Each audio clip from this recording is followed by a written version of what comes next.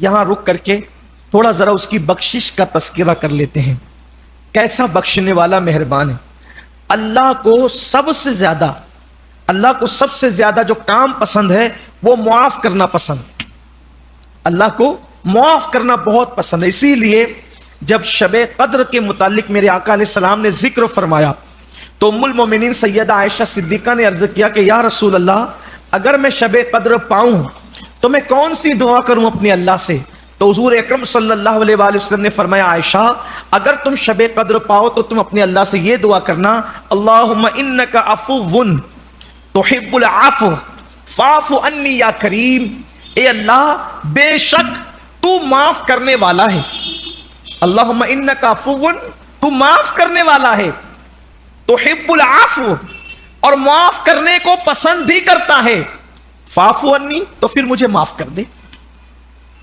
اللہ کو معاف کرنا بہت پسند ہے. اسی لیے حدیث پاک میں آتا ہے کہ پوری کائنات کے اندر یہ جو سب جلوہ آرائیاں دیکھ رہے ہو نا، یہ سب اللہ کی رحمت کا ایک حصہ ہے.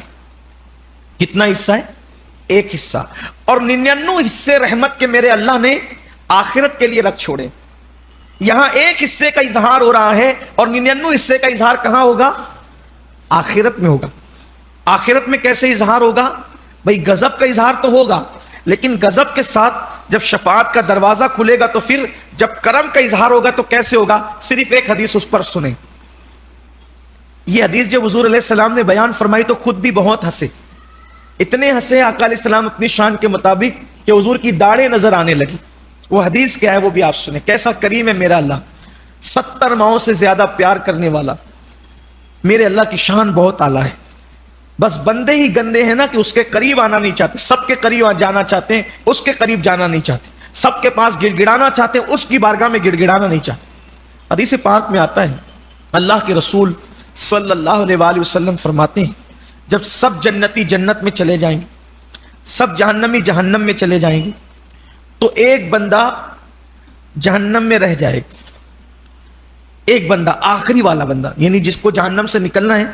کافر تو ہمیشہ ہی جہنم میں رہیں گے، لیکن جس کا خاتمہ ایمان پر ہوا تھا، کلمہ پر ہوا تھا، جس کا خاتمہ، وہ ایک ہی بندہ آخری میں رہ جائے گا.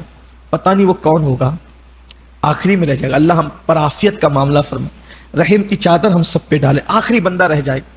میرا اللہ اس بندے کی طرف نگاہ رحمت فرمائے گا اور فرمائے گا بندے، کلمہ پڑھنے والوں میں، ایمان والوں میں تو سب چلے گئے جنت میں، تو آخری بچہ ہے، بول کیا چاہتا ہے؟ وہ کہے گا مولا تو بڑا رحیم اور کریم ہے، میری تمنا یہ ہے صرف کہ تو مجھے جہنم سے باہر نکال دے. بس اگر تو نے مجھے جہنم سے باہر نکال دیا پھر میں تجھ سے کبھی کچھ نہیں مانگوں گا. اس لیے میری تمنا ہے، اور میری دعا سن لے کہ مجھے جہنم سے نکال دے. میں تجھ سے اس کے بعد کوئی سوال نہیں کروں گا، کچھ نہیں مانگوں گا. اللہ فرمائے گا ٹھیک ہے، اس کو جہنم سے نکالو. فرشتے جہنم سے نکالیں گے. جب وہ جہنم سے باہر آئے گا پھر وہ اللہ سے کہے گا مولا جنت کی کیسی ٹھنڈی ٹھنڈی ہوائیں آ رہی ہوگی، اور جنت کی ٹھنڈی ہوائیں، مشکبار ہواؤں سے لوگ کیسے فائدہ اٹھا رہے ہوں گے. مولا اگر تو مجھے جنت کے قریب کر دے تاکہ میں وہاں کی ٹھنڈی ٹھنڈی ہوائیں، خوشبودار ہوائیں، اس سے لطف اندوز ہوں، اگر تو مجھے یہ دے دے پھر اس کے بعد میں تجھ سے کچھ نہیں مانگوں گا. اللہ فرمائے گا ٹھیک ہے. اس کو اٹھا کے جنت کے قریب کر دیا جائے گا. اب جہنم سے نکل کے ٹھنڈی ہوائیں جنت کی، سبحان اللہ. ارے جب برسات کے موسم میں ہوائیں آتی ہے تو کتنا اچھا لگتا ہے. یہ دنیا کی ہوا ایسی مزیدار ہے، جب جنت کی ہوائیں ہوگی تو اس کا کیا کہنا. انشاءاللہ ہم ایک دن پورا کسی بھی صورت کو لے کے جس میں جنت کا تذکرہ تفصیل سے آیا ہے، ہم انشاءاللہ آپ کو بتائیں گے کہ جنت کیا ہے. تب آپ کو پتہ چلے گا کہ جنت کیا ہے. حالانکہ سورہ زمر میں نے چاہا تھا کہ اس میں جنت کا ذکر بہت تفصیل سے آیا ہے تو سورہ زمر کے حوالے سے بیان کر دوں، لیکن پھر اس وقت ہم کسی اور سورت کا خلاصہ لے کر بیٹھے تھے، اس وجہ سے نہیں ہو سکا. لیکن سورہ واقعہ میں بھی جنت کا ذکر آ رہا ہے اور وہ کل ہی آنا ہے شاید. تو اگر ایسا رہا تو کل ہم جنت کا ذکر تفصیل سے کریں گے انشاءاللہ.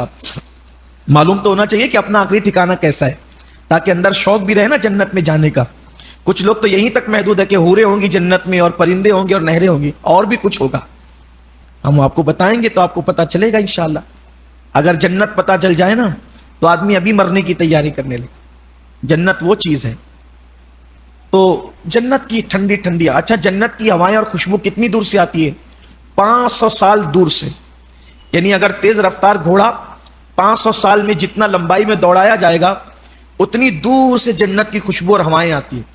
اب اس کو جنت کے قریب کر دیا جائے گا تو وہ کہے گا واہ کیا خوشبو آ رہی، کیا ہوائیں آ رہی ہے. پھر اللہ سے کہے گا اللہ اگر تو مجھے ایک بار جنت میں جانے دے تو میں جنت میں ذرا دیکھ کے آؤں کیا کیا ہے، دیکھ کے واپس آ جاؤں گا، پھر میں تجھ سے کچھ نہیں مانگوں گا. یہ میری آخری خواہش، آخری تمنا ہے. دیکھو پہلے نکلنے کی بات کی، پھر کہا کچھ نہیں مانگوں گا. پھر باہر آ کے کہتا ہے جنت کے قریب کر دے، پھر کہتا ہے کچھ نہیں مانگوں گا. پھر قریب ہونے کے بعد کہتا ہے اندر جانے دے.